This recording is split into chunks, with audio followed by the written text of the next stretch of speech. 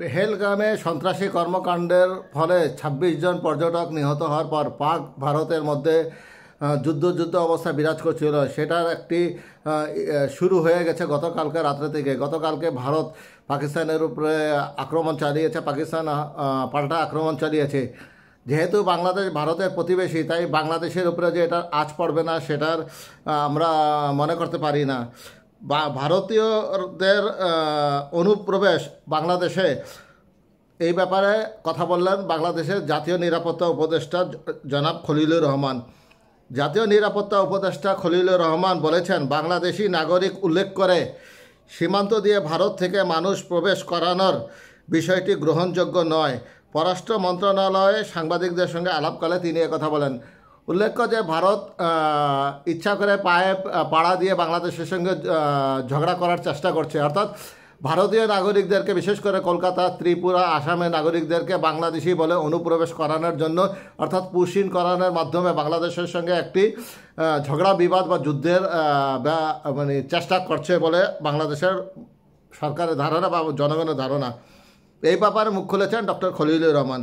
জাতীয় নিরাপত্তা উপদেষ্টা বলেন, ভারত থেকে জোর করে মানুষ প্রবেশ করানোর খবর আমরা পাচ্ছি। দেশের নাগরিক হলে আনুষ্ঠানিক প্রক্রিয়ায় তা জানাতে হবে। এ ধরনের ঘটনা গ্রহণযোগ্য নয়। অর্থাৎ ভারত যদি পুশিন করে সেটা বাংলাদেশের কাছে মোটেই গ্রহণযোগ্য হবে না। বিষয়টি নিয়ে দিল্লির সঙ্গে কথা চলছে জানিয়ে তিনি বলেন, বাংলাদেশ ভারত সীমান্তে জোরপূর্বক প্রবেশের বিষয়ে দিল্লিকে জানানো হয়েছে।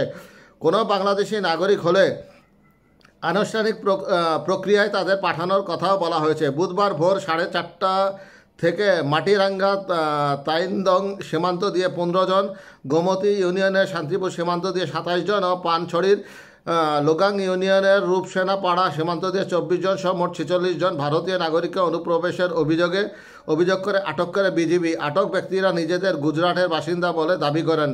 আটকরা বাংলা ভাষাভাষী, অর্থাৎ গুজরাটি লোকদেরকে বাংলাদেশি বলে এখানে প্রবেশ করার চেষ্টা করছে। তারা ইতিমধ্যে বিজেপির কাছে আটক হয়েছে।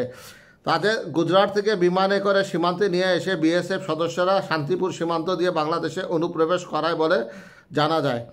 খাগড়াছড়ির ভারপ্রাপ্ত জেলা প্রশাসক নাজমুন আরা সুলতানা জানান, সর্বশেষ খবর পাওয়া পর্যন্ত 46 জন ভারতীয় নাগরিক অনুপ্রবেশ করানো হয়েছে। বিজিবি বিষয়টি দেখভাল করছে। তাদের আওতায় রয়েছে অনুপ্রবেশকারীরা। বিজিবির সঙ্গে স্থানীয় প্রশাসন ও পুলিশ সার্বক্ষণিক যোগাযোগ রাখছে। আমরা তাদের দ্রুত পুশব্যাক করানোর চেষ্টা করছি। সম্প্রতি মেহেরপুরের মুজিবনগর দিয়ে 10 জনকে বাংলাদেশে জোর করে পাঠিয়ে দেয় বিএসএফ।